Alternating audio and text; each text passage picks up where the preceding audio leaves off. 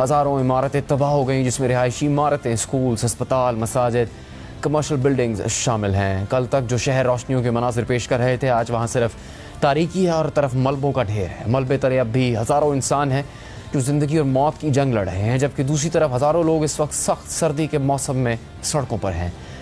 लोगों में खौफ व हरास का माहौल है। कई ख़ानदान अपने लापता अजीज़ व अक़ारब को ढूंढने के लिए हंगामी तौर पर मुतासरा इलाकों में पहुँचने की कोशिश कर रहे हैं, मगर कुछ जगहों के लिए परवाज़ें मुअत्तल हैं और जहाँ कुछ परवाज़ें चल रही हैं वहाँ फ़्लाइट्स ताख़ीर का शिकार हैं।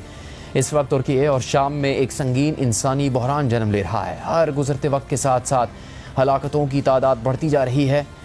कल तुर्की में पाकिस्तानी वक्त के मुताबिक सुबह 6:17 पर 7.8 मैग्नीट्यूड का ज़लज़ला आया, जो तुर्की में 1999 के बाद आने वाला सबसे ख़तरनाक ज़लज़ला तस्वुर किया जा रहा है। इस ज़लज़ले का मरकज़ तुर्की के जनूबी इलाके का शहर गाज़ियान्टेप था, जो तुर्की और शाम की सरहद से 150 मील की दूरी पर है। इसलिए शिद्दत की वजह से इस ज़लज़ले से तुर्की का पड़ोसी मुल्क शाम का शुमाली इलाका भी मुतासिर हुआ और इस ज़लज़ले के झटके फ़लस्तीन, इसराइल और लबनान में भी महसूस किए गए।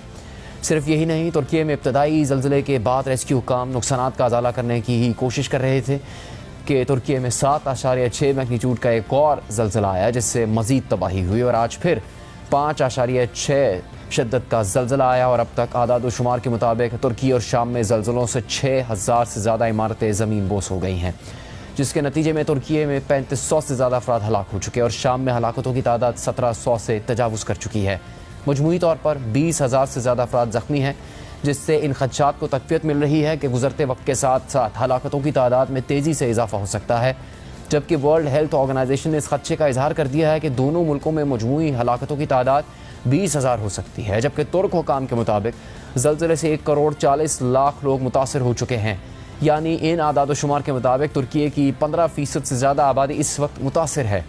जबकि वर्ल्ड हेल्थ ऑर्गेनाइजेशन के हुकाम का अंदाज़ा है कि इस ज़लज़ले से मजमूई तौर पर 2,30,00,000 लोग मुतासर हो सकते हैं, जिसमें बच्चों की तादाद 1,40,00,000 हो सकती है। इस हंगामी सूरत हाल को देखते हुए तुर्की के सदर रजब तैयब एर्दोआन ने मुल्क के 10 मुतासरा सूबों में 3 माह के लिए इमरजेंसी नाफिज कर दी है। दूसरी तरफ शाम, जो कई सालों तक जंगों की जद में रहा, जहाँ पहले से हज़ारों लोग बेघर हैं, इंफ्रास्ट्रक्चर तबाहल है, वहाँ ज़लज़ले से मज़ीद तबाही हुई है।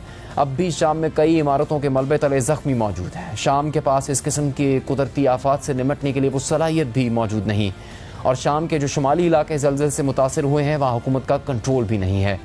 इस वक्त आलमी बिरादरी ने इमदादी कार्रवाइयों का सिलसिला शुरू कर दिया है। दोनों मुल्कों में सर्च एंड रेस्क्यू ऑपरेशन जारी हैं और इस ज़लज़ले से होने वाला जो हतमी नुकसान है वो रेस्क्यू ऑपरेशन